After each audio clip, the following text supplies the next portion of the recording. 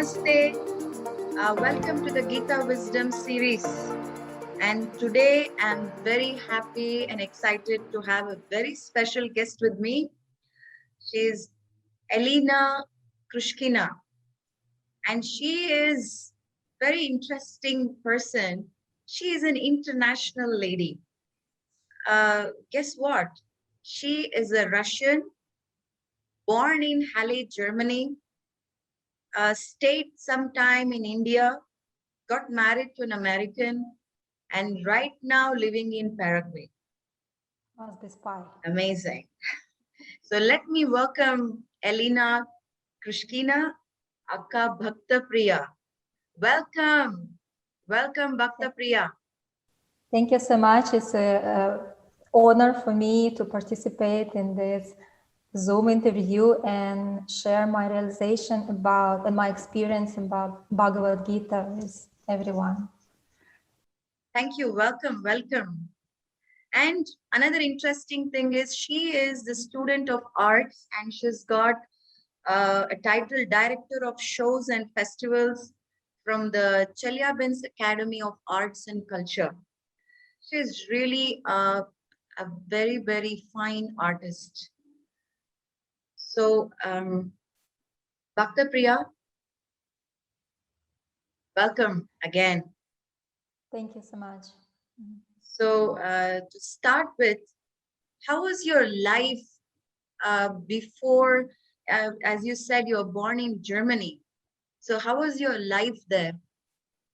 Your initial life?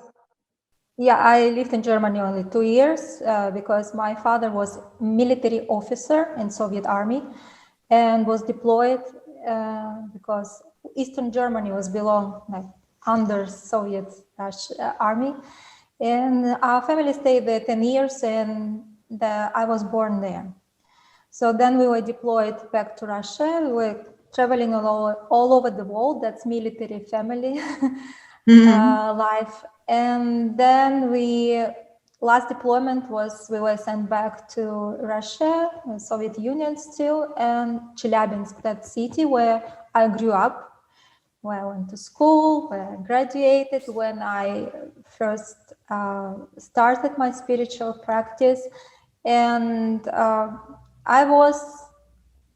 I didn't have the easy life, and I was a little bit rebellious child because I always questioned everything. I didn't want to live like everybody else living. I was trying to find sense, purpose of life, why I'm living, what's gonna happen to me, even since childhood.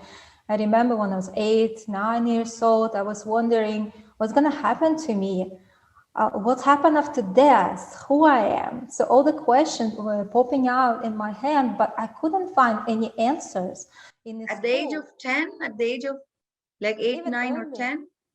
Early, even early. Oof. But it's starting from the early childhood, I was questioning. I felt that I'm not gonna die. It's how it's all world will be existing and I'm not. It just will be like me, but looking differently. That's how I thought, that it will be just me, but just another body.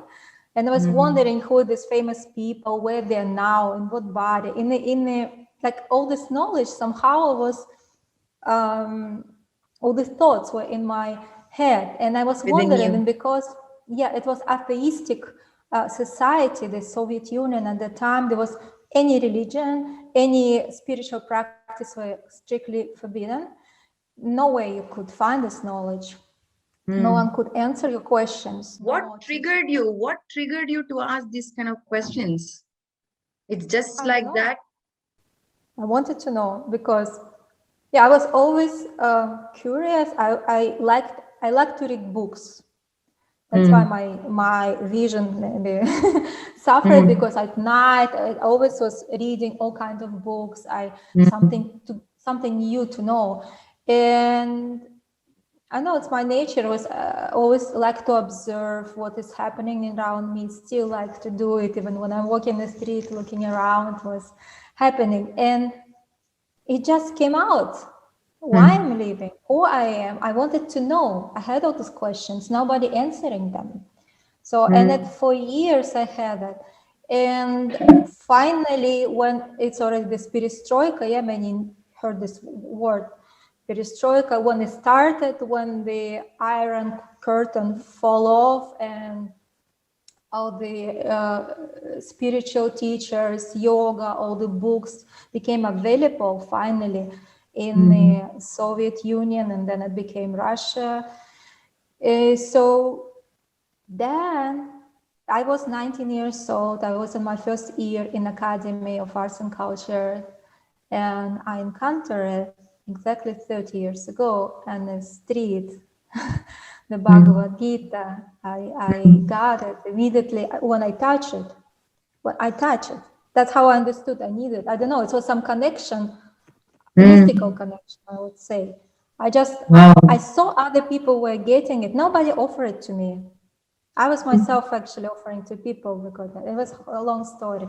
But when I touched this book, I just felt that that's what I need the most in my life. I need this book. I need to have it. And at that time in the Soviet Union, we're getting like, I don't know how it's in universities now, but we were getting paid, not like we were paying for education. I was getting like a salary for education. For the students, we were getting some support, monetary support. Like stipend. So yeah, the monthly. And all the money I got, because it was very expensive, it cost 25 rubles, but it was big money at the time, you know, big money before everything happened. And so I spent all my money for the books and got chastised by my mom just after that. But I felt that I must have Bhagavad Gita, I must have it, I must have it. So this was like, that. So it was your previous connection, like you felt you were already acquainted with that Bhagavad Gita. Yeah, I felt this way. I felt this way, like I'm coming back. I finally found what I was searching for all these years since my childhood. I had so many questions. And finally I got the answers and I started reading it. So what was that first thing you learned, you picked up from Bhagavad Gita? First was the second chapter, when I was reading it over and over and over. It's like Bhaktivinoda Thakur, one of the saints, and he said that second chapter is one of the essential, like a basic. It's what is everything what Bhagavad Gita has. All the teaching is there in the second chapter, and for me it was especially explanation that I'm not this body, about my identity. That's what I'm not gonna die. I'm not gonna die. So that's what I was looking at in my childhood. Here the answer, and I really, especially when I was also looking on these paintings, the changing bodies. Yeah, it all made sense. And so that was I reading over and over again all these verses where Krishna explaining. And also one verse I really liked, that's Matras Parshastu Kaunteya, when Krishna, he's saying that appearance and disappearance of the happiness and distress, it's like season changing, like winter and summer changing. And we need just to tolerate it. So like, and for me, it was so relevant, very much. That specific verse was most relevant for me at the time. So that I will say second chapter, in the very beginning, that was second chapter of Bhagavad Gita. That's what impressed me the most and what I was studying in the beginning to prepare to move further.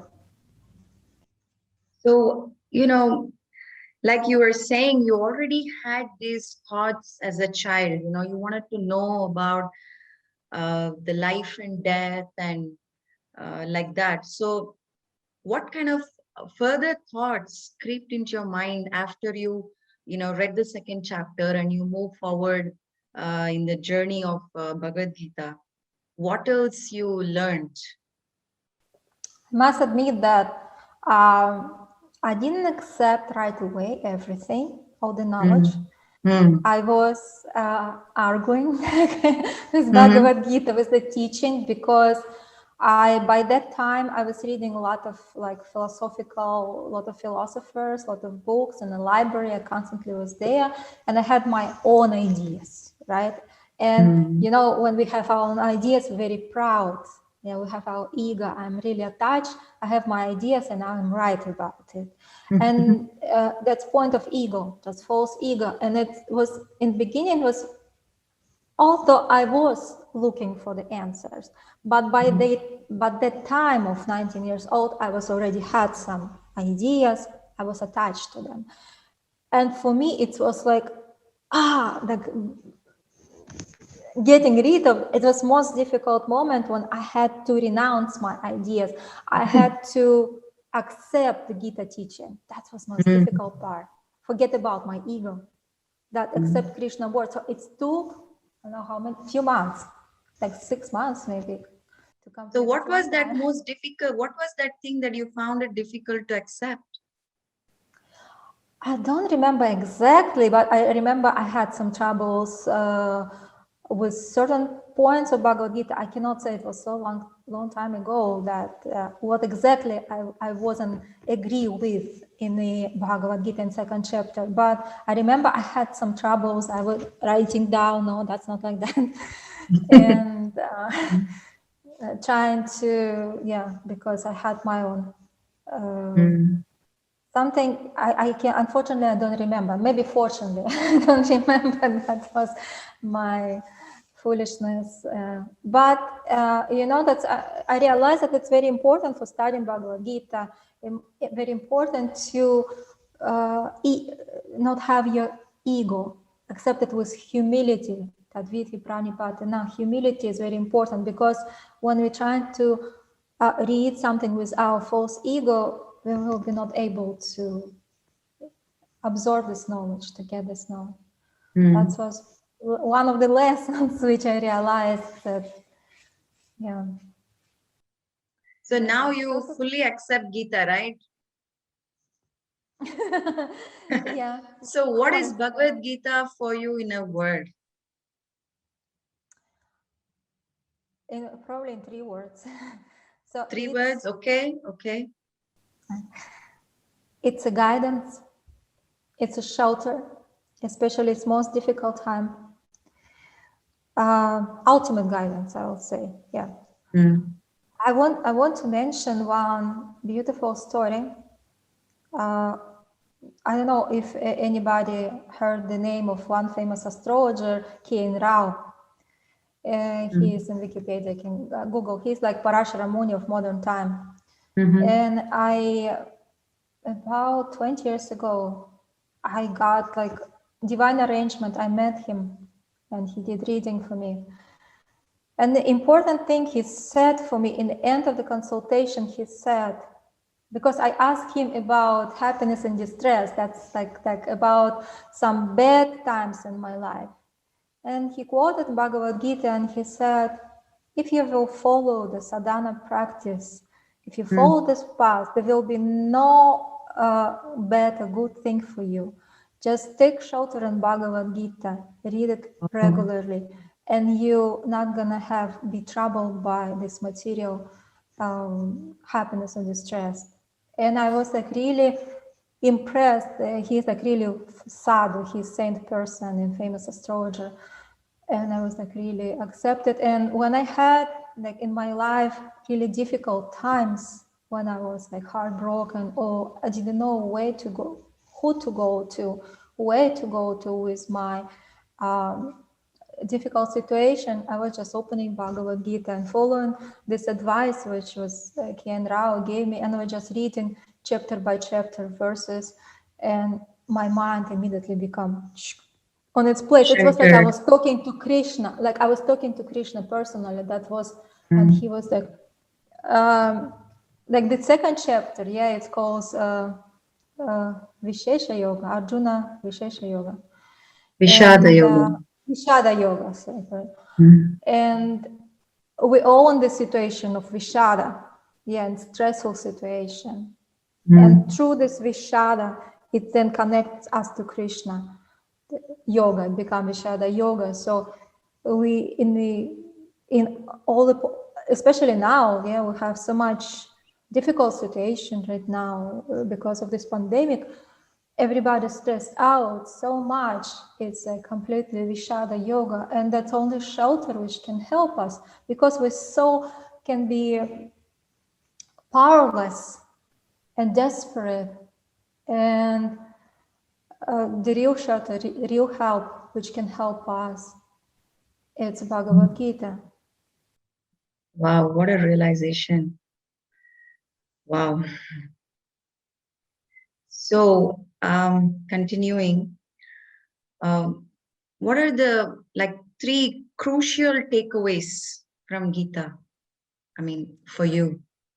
Yeah, first one I mentioned about that happiness and distress. It's Mm-hmm. like that was what first one, which right away happened, appearance and disappearance, that it's temporary and we have to tolerate it. I have actually more than three. Please, most welcome. Yeah. Then Yes. I really like takeaway was about nature of the mind for me.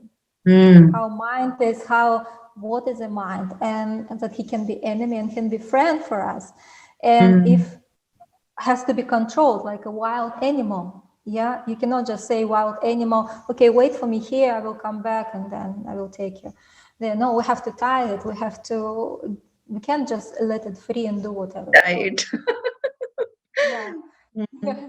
Yeah, so the mind, nature was like really, wow, the mind, yeah, it's like a chanchala, like a monkey. Yeah, then also the privilege of the human life, form of life, when it explained like the 8,400,000 forms of life, and human form, it's so rare. And I'm so privileged. I got this form of life, so I have to not waste it, right? Because what God, if I waste it, then have to again go this evolution of the bodies. So that also struck me like, wow, the human body is so rare. Then another thing is how important the consciousness in the moment of the leaving this body. That's also one of the lessons, which for me was like, whatever you think about, but it's formed by life, whatever you do every day, that's what you will think about, right, in the moment of death. And that's, for me, it was like also another lesson.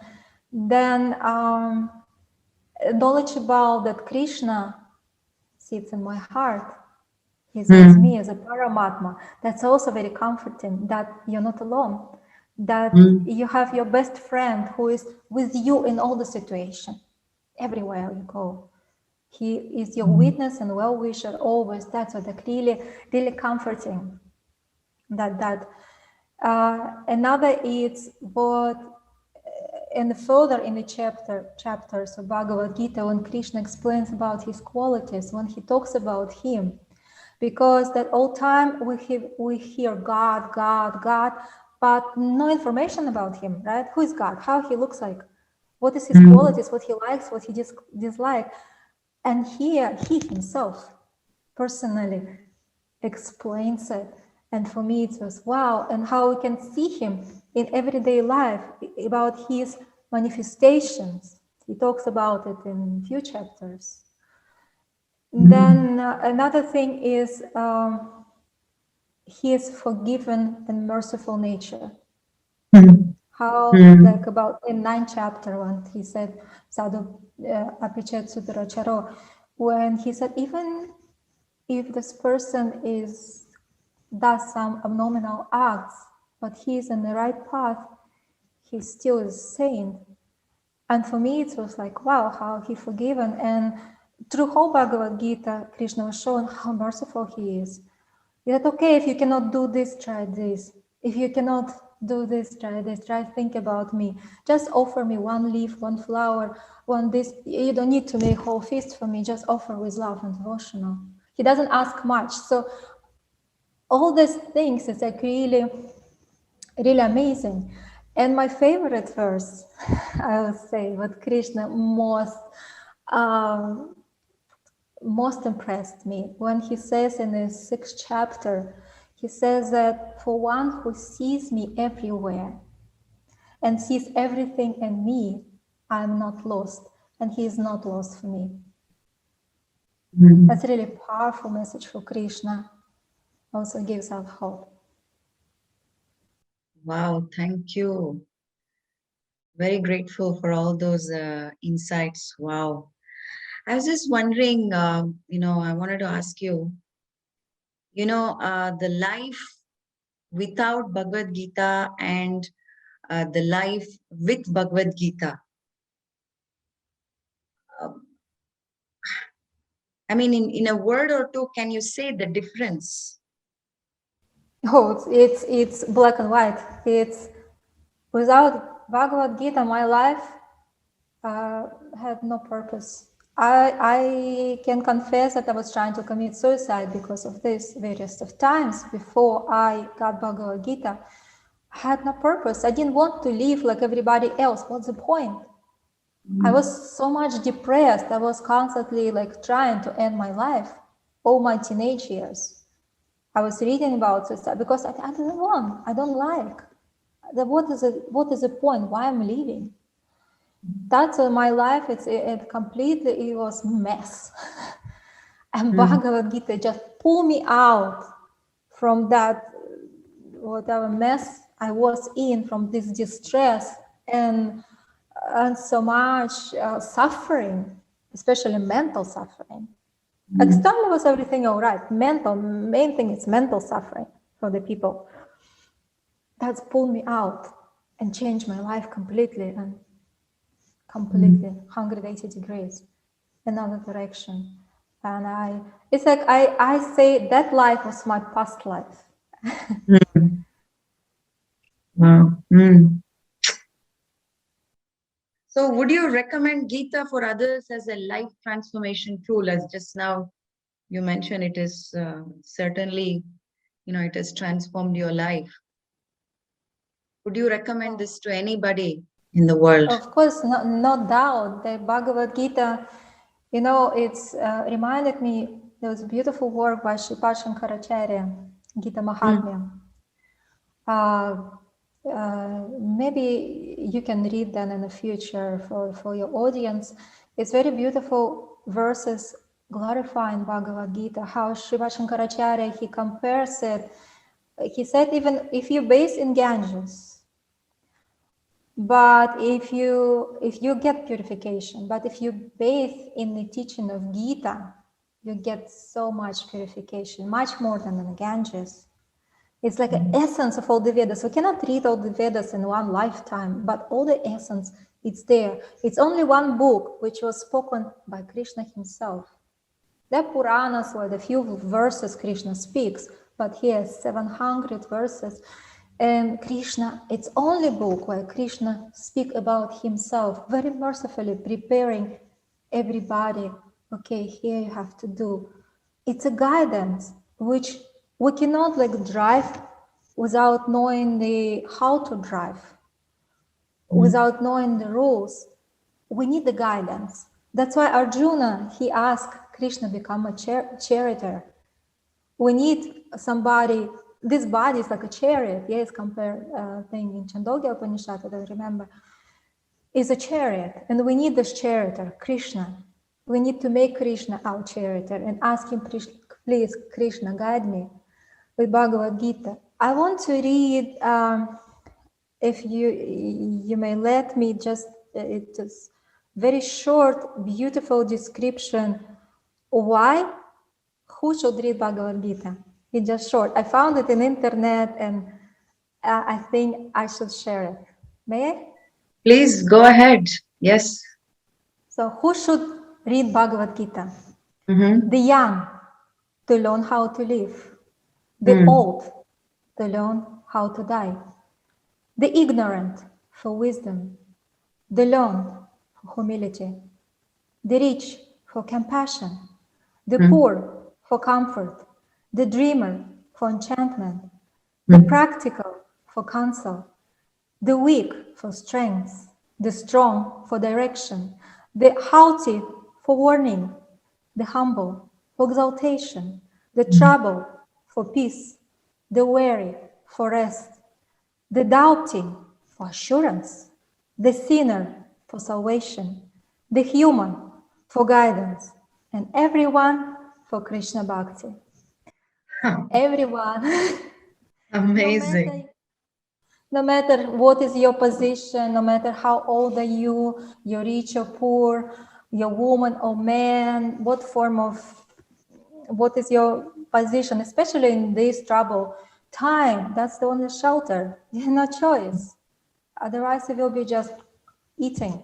There's so much information coming in. And Bhagavad Gita, the only shelter we can take now, we can think about. And because now we don't know how much time do we have, right, in this life, especially with this COVID situation. So many young people lost their lives, and we're losing every day someone we know. Every day I read this person passed away, this person passed away. And so much, we lost so much people, and young also, 20, 30 years old. So we don't know how many days we have, how many years. That's why should we wait? Why should we wait that, oh, when I will be old? Or we should start now, we should start today. Take this guidance of Krishna. And it says that in Bhagavad Gita, that Bhagavad Gita remove all the fears. You become fearless. Amazing. You have been shooting, these sharp arrows of essence of Bhagavad Gita. I was like, oh my God, straight, bang, bang, bang, bang, bang on the, heart. Is like amazing, amazing. So what's your one advice for my audience? My advice is when you try to study Bhagavad Gita, study with all humility. Please don't try to speculate, just accept Krishna words. Try to, first when you read it, try to also see how relevant it is in your life, because it is. Whatever Krishna said, try to apply it in your life. Yeah, and you can try one experiment to see how Bhagavad Gita works. You just open, read one verse or a few verses. Then you can, another day, you can come back to these verses again, and you will see that you will learn something new. Even if you read it before. Did you have this experience also before? That you thought you already read it before, this part of Bhagavad Gita, but then you read it again and said, well, that's something new now I'm reading about. Because this knowledge always, it's like Krishna Nava Yovanam, he is always renewing, and you always learn something new. So, of course, especially you need also get association of the people who practice the Bhagavad Gita, because just by studying by yourself, it's not enough. You'll become like Ramaharshi Masuda. And you need, it will be like actor studying a role. You need to realize this knowledge, to be able to apply it in your life. You need to also look for the guidance to help with some Bhagavad Gita study group, look for association for other maybe people who study together with your friends, and find someone who can guide it, who practicing it already. Is teaching. Wow, thank you so much. And one more question. How long have you been a vegetarian? I want 30 to know. years. Yeah, 30 years from 30 years. 1991. Exactly. Wow, what this difference has it created in your body, mind, and consciousness? This is so important, for me and for my audience to know. Yeah, I will say that in my youth, I mean, in my childhood, I was a very sick child. I had so many chronic illnesses, especially related to my stomach and liver. I was hardly walking. Couldn't eat much. So, but when I became vegetarian and started eating Krishna Prasada, it's just healed somehow. And the doctor said, yeah, because you became vegetarian. So that's the just physical part. Consciousness, of course, consciousness is another, it's like blooming. of another person. Yeah. Mm. And yeah, your body will purify. So you're becoming, yeah, when the people asking how old I am, and I'm saying that no, okay, I'm almost 50. I'm almost 50 so, because I'm vegetarian. So, and yeah, I feel also what we eat, what enters, it affects our consciousness. Really, it so connects. We cannot do spiritual practice like some people do yoga, even like Ashtanga yoga, Hatha yoga, and they're not vegetarian. You cannot. It's not gonna serve you. You cannot do yoga if you're not vegetarian, because the Ashtanga is 8 yama niyama pratyahara. You have to be vegetarian. It's the principles, not just go to asana directly. So your mind affects even how you do physically. You cannot do yoga if you're not vegetarian. So it's in consciousness. Yeah, it's a fact. Because in Bhagavad Gita explains the food in 3 modes of nature. Yeah, passion, ignorance, and sattva, and how it affects us. How we feel when we eat. Yeah. Even vegetarian food, when we eat something wrong, it affects us sometimes on healthy stuff. So it's, but yeah, meat also, how you can be merciful if you cause the suffering of other animals. I love animals, but I eat them, right? You cannot say like, I love the person, then I kill it. That's not love. Wow. You don't kill them, or you don't say that you love them. It's hypocrisy. Either one. Yeah, yeah. How you can love animals if you eat them? Yeah, I saw that one image, on Facebook, that one lady is holding an animal, a hen or something like that, and she's like